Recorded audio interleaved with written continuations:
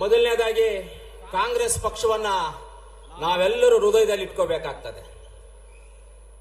ಇವತ್ತು ಕೋಲಾರ ಚಿಕ್ಕಬಳ್ಳಾಪುರ ಜಿಲ್ಲೆಯ ಮತ್ತು ಬ್ಯಾಂಗ್ಳೂರ್ ರೂರಲ್ ಜಿಲ್ಲೆ ಹೊಸಕೋಟೆ, ದೇವನಹಳ್ಳಿ, ನೆಲಮಂಗಲವರೆಗೂ, ಆಮೇಲೆ ಚಿಕ್ಕಬಳ್ಳಾಪುರ, ಕೋಲಾರ ಅಂದ್ರೆ ನಾವು ಇವತ್ತು ಬೇರೆ ಜಿಲ್ಲೆ ಅಂತ ಅನ್ನೋದಿಲ್ಲ. ನಾವೆಲ್ಲ ಅಣ್ಣ ತಮ್ಮಂದ್ರೆ ಒಂದು ತಾಯಿ ಮಕ್ಕಳು. ಕೋಲಾರ ಚಿಕ್ಕಬಳ್ಳಾಪುರ ಜಿಲ್ಲೆ ಅಂದ್ರೆ ಒಂದು ತಾಯಿ ಮಕ್ಕಳು ನಾವೆಲ್ಲ. ಇವತ್ತು ಈ ಒಂದು ಕಾರ್ಯಕ್ರಮವನ್ನು ಆಯೋಜನೆ ಮಾಡಬೇಕಾದ್ರೆ ಚಿಕ್ಕಬಳ್ಳಾಪುರ ಜಿಲ್ಲಾ ಉಸ್ತುವಾರಿ ಮಂತ್ರಿಗಳು ನಮ್ಮ ಸುಧಾಕರನ್ ಅವರು, ಹಾಗೆ ಕೋಲಾರ ಉಸ್ತುವಾರಿ ಮಂತ್ರಿಗಳು ನಮ್ಮ ಸುರೇಶ್ ಅಣ್ಣ ಅವರು, ಆಮೇಲೆ ಈ ಕಡೆ ನಮ್ಮ ಬ್ಯಾಂಗ್ಳೂರು ರೂರಲ್ ಜಿಲ್ಲಾ ಉಸ್ತುವಾರಿಗಳು KH ಮುನಿಯಪ್ಪನವರು, ಇವರೆಲ್ಲರೂ ಸೇರಿ ಈ ಕಾರ್ಯಕ್ರಮವನ್ನ ಆಯೋಜನೆ ಮಾಡಿ ನಮ್ಮೆಲ್ಲರಿಗೂ ಕೆಲವೊಂದು ಜವಾಬ್ದಾರಿಯನ್ನು ಕೊಟ್ಟಿದ್ರು. ಜವಾಬ್ದಾರಿ ಕೊಡಕ್ ಮುಂಚೆ ಒಂದು ಮಾತನ್ನ ಹೇಳ್ತಾರೆ. ಏನ್ ಹೇಳ್ತಾರೆ? ನಮ್ಗೆ ಇವತ್ತು ಭಾರತ ದೇಶಕ್ಕೆ ಸ್ವಾತಂತ್ರ್ಯ ತಂದು ಕೊಟ್ಟಿದ್ದಂತ ಕಾಂಗ್ರೆಸ್ ಪಕ್ಷ, ಭಾರತ ದೇಶಕ್ಕೆ ರೈಲ್ವೆ ರೋಡ್ ಆಗ್ಬೋದು, ಭಾರತ ದೇಶಕ್ಕೆ ಇಂಟರ್ನೆಟ್, ಕಾರು, ಬಸ್ಸು, ರೈಲು ಎಲ್ಲವನ್ನ ಕೊಟ್ಟಿದ್ದಂತ ಕಾಂಗ್ರೆಸ್ ಪಕ್ಷ, ನಮ್ಮ ರಾಹುಲ್ ಗಾಂಧಿ ಅವರ ಕನಸು ಏನಿತ್ತು ಅಂದ್ರೆ, ಯಾರೇ ಆಗ್ಲಿ ನಮ್ಮ ಭಾರತ ದೇಶದ ಮಕ್ಕಳು, ನಮ್ಮ ತಂದೆಯಂದ್ರು, ನಮ್ಮ ತಾಯಂದ್ರು ಯಾರೇ ಆಗಲಿ ಒಬ್ಬರ ಹತ್ರ ಈ ತರ ಕೈ ಚಾಚಬಾರ್ದು, ಅವ್ರಿಗೇನಾದ್ರೂ ಒಂದು ಅವರ ಅಶುಮುಕ್ತ ಭಾರತ ಮಾಡಬೇಕು ಅನ್ನೋ ಒಂದು ಗುರಿ ಇಟ್ಕೊಂಡು ಅವರು ಮನ್ರೇಗಾ ಕಾರ್ಯಕ್ರಮವನ್ನ ನಮ್ಮ ಆಗಿನ ಪ್ರಧಾನಮಂತ್ರಿಗಳಾದಂತಹ ಮನಮೋಹನ್ ಸಿಂಗ್ ಅವರ ನಾಯಕತ್ವದಲ್ಲಿ ನಮ್ಮ ರಾಹುಲ್ ಗಾಂಧಿ ಅವರು ಅವತ್ತು ನಮ್ಗೆ ಮನ್ರೇಗಾ ಕಾರ್ಯಕ್ರಮ ಕೊಟ್ರು. ಮನ್ರೇಗಾ ಕಾರ್ಯಕ್ರಮ ಅಂದ್ರೆ ಏನು? ನಮ್ಮೂರಲ್ಲಿ ಗ್ರಾಮ ಸಭೆ ಮಾಡಿಕೊಂಡು ನಮ್ಮ ಪಂಚಾಯತಿನಲ್ಲಿ ಗ್ರಾಮ ಸಭೆ ಮಾಡಿಕೊಂಡು ಏನು ಕಾರ್ಯಕ್ರಮಗಳು ಮಾಡಬೇಕು, ಯಾವ ರೀತಿ ಮಾಡ್ಕೋಬೇಕು ಅನ್ನೋದನ್ನ ಒಂದು ಪಟ್ಟಿಯನ್ನ ಮಾಡಿಕೊಂಡು ಅದರ ಮುಖಾಂತರವಾಗಿ ನಾವು ಕೆಲಸ ಮಾಡಕ್ ಹೋಗ್ತಾ ಇದ್ವಿ. ಆದ್ರೆ ಆವತ್ತು ಇವತ್ತು ಏನು ವ್ಯತ್ಯಾಸ ಅನ್ನೋದಕ್ಕೆ ನಾನು ಹೇಳಕ್ ಇಷ್ಟಪಡ್ತೀನಿ. ಆವತ್ತು ಮಾಡುವಂತ ಕಾರ್ಯಕ್ರಮಗಳು ಎಷ್ಟೋ ಜನ ರೈತರಿಗೆ ಹೆಣ್ಮಕ್ಳು ಕೊಡ್ತಾ ಇರಲಿಲ್ಲ ಮದುವೆಗೆ. ಈ ಮನ್ರೇಗಾ ಕಾರ್ಯಕ್ರಮ ಬಂದಿರೋದ್ರಿಂದ ಅವ್ರು ಕಷ್ಟಪಟ್ಟು ಕೂಡಾಕಿ ಚೀಟಿ ಹಾಕೊಂಡು ಅದರಲ್ಲಿ ಕೆಲಸ ಮಾಡಿ ಉಳಿದಿದ್ದ ಹಣದಲ್ಲಿ ಮನೆಗಳು ಕಟ್ಕೊಂಡು ಅವರು ಜೀವನಾಂಶವನ್ನ ನಡ್ಕೊಂಡು ಹೋಗ್ತಾ ಇದ್ದಾಗ ಹೆಣ್ಣು ಮಕ್ಕಳು ಕೊಡುವಂತ ಪರಿಸ್ಥಿತಿ ಈಗ ತಾನೇ ಬೆಳ್ಕೊಂಡು ಬರ್ತಾ ಇತ್ತು. ರೈತರನ್ನ ಗೌರವಿಸ್ತಾ ಇದ್ರು.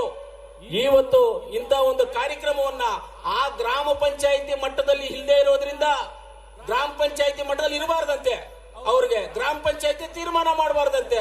ಅಂದ್ರೆ ಇವತ್ತು ರೈತರು ಅಂದ್ರೆ ಅವ್ರ ಜಮೀನುಗಳನ್ನ ಅಚ್ಚುಕಟ್ಟನ್ನ ಭದ್ರಿಸ್ಕೊಳ್ತಾ ಇದ್ರು, ರಾಜಕಾಲುವೆ ಮಾಡ್ತಾ ಇದ್ರು, ಕೆರೆನ ಅಭಿವೃದ್ಧಿ ಮಾಡ್ತಾ ಇದ್ರು, ಕೆರೆ ಕಟ್ಟೆನ ಅಭಿವೃದ್ಧಿ ಮಾಡ್ತಾ ಇದ್ರು, ತೂಮನ್ನ ಅಭಿವೃದ್ಧಿ ಮಾಡ್ತಾ ಇದ್ರು, ಮಶಾನಕ್ಕೆ ಕಾಂಪೌಂಡ್ ಆಗ್ತಾ ಇದ್ರು, ಕಬ್ರಸ್ತಾನ್ಗೆ ಕಾಂಪೌಂಡ್ ಆಗ್ತಾ ಇದ್ರು, ಮಸೀದಿಗಳಿಗೆ ಕಾಂಪೌಂಡ್ ಆಗ್ತಾ ಇದ್ರು, ಚರ್ಚ್ಗಳಿಗೆ ಕಾಂಪೌಂಡ್ ಹಾಕೊಳ್ತಾ ಇದ್ರು ಮನ್ರೇಗಾದಲ್ಲಿ.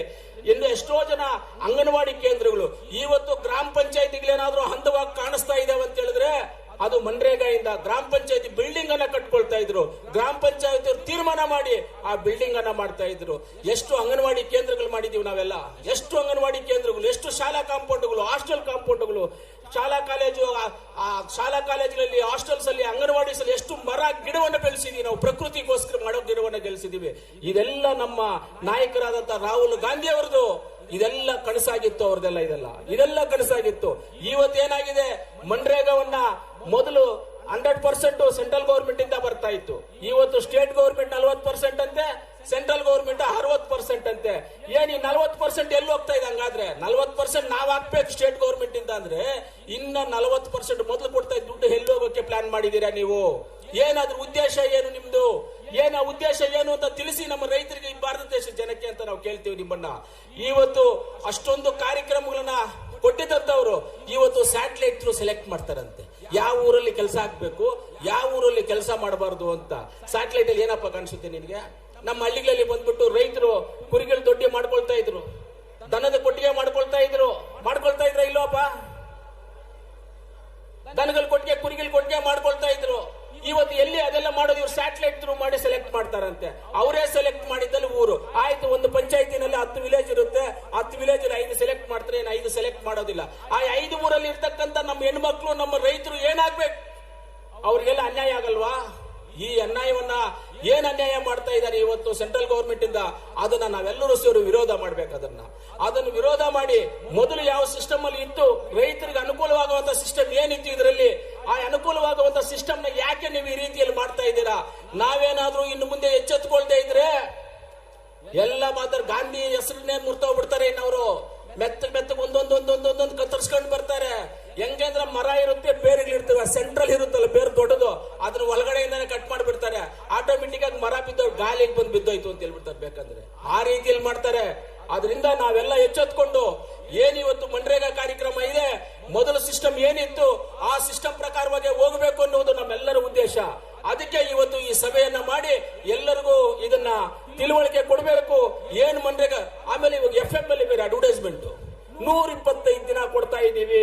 125 ದಿನ ಏನಪ್ಪ 125 ದಿನ? ನೀವೇನು ಸ್ಯಾಟಲೈಟ್ ಇಂದ ಸೆಲೆಕ್ಟ್ ಮಾಡ್ಕೊಡೋದಾ? ಯಾರು ಸ್ಯಾಟಲೈಟ್ ಇಂದ ಸೆಲೆಕ್ಟ್ ಮಾಡ್ಕೊಡೋರು ಯಾರು? ಏನದು ಸ್ಯಾಟಲೈಟ್ ಇಂದ ಸೆಲೆಕ್ಟ್ ಮಾಡ್ಕೊಡೋದು? ನೀವು ಎಲ್ಲಿ ನೀವು ಗುರುತಿಸಿ ನೀವೇ ಡಿಸೈಡ್ ಮಾಡೋದು ಕೆಲಸ ಅಂತ? ಕಾಂಟ್ರಾಕ್ಟರ್ ಕೆಳಗಡೆ ನಮ್ಮ ರೈತರು ಕೆಲಸ ಮಾಡ್ಬೇಕಾ?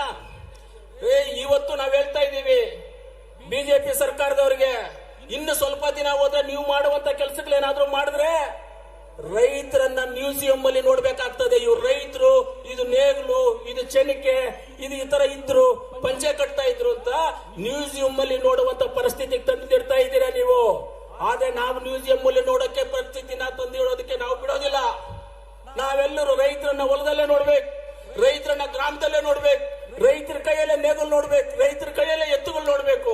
ಇದನ್ನ ನಮ್ಮ ಕಾನ್ಸೆಪ್ಟ್ ಇದೆ, ನಮ್ಮ ಕಾಂಗ್ರೆಸ್ ಪಕ್ಷದ ಕಾನ್ಸೆಪ್ಟ್. ಈ ಕಾನ್ಸೆಪ್ಟ್ ಇಟ್ಕೊಂಡಿದ್ದೀವಿ ನಾವು. ಆದ್ರೆ ನಿಮ್ಮ ಕಾನ್ಸೆಪ್ಟ್ ಅನ್ನ ನಾವು ಒಪ್ಪೋದಿಲ್ಲ. ಆದ್ರಿಂದ ಅದನ್ನ ನಾವು ವಿರೋಧ ಮಾಡ್ತಾ ಇದೀವಿ ಅಂತ ಹೇಳ್ತಾ, ಇವತ್ತು ಈ ಒಂದು ದೊಡ್ಡ ಕಾರ್ಯಕ್ರಮದಲ್ಲಿ ಭಾಗವಹಿಸಿರ್ತದೆ ನೀವು ವೇದಿಕೆ ಮೇಲೆ ಇರ್ತಕ್ಕಂಥ ಎಲ್ಲ ಹಿರಿಯರು, ಕಾಂಗ್ರೆಸ್ ಪಕ್ಷದ ಅಣ್ಣ ತಮ್ಮಂದಿರು ಎಲ್ಲರಿಗೂ ಧನ್ಯವಾದಗಳನ್ನು ತಿಳಿಸಿ ನನ್ನ ಮಾತನ್ನ ಮುಗಿಸ್ತಿದೆ. ಜೈ ಕಾಂಗ್ರೆಸ್, ಜೈ ಜೈ ಕಾಂಗ್ರೆಸ್, ಜೈ ಕಾಂಗ್ರೆಸ್, ಜೈ ಜೈ ಕಾಂಗ್ರೆಸ್. ಕೊತ್ತೂರು ಮಂಜುನಾಥ್ ಅವರಿಗೆ ಧನ್ಯವಾದಗಳು. ಇಲ್ಲಿ ನಡೆದಿರ್ತಕ್ಕ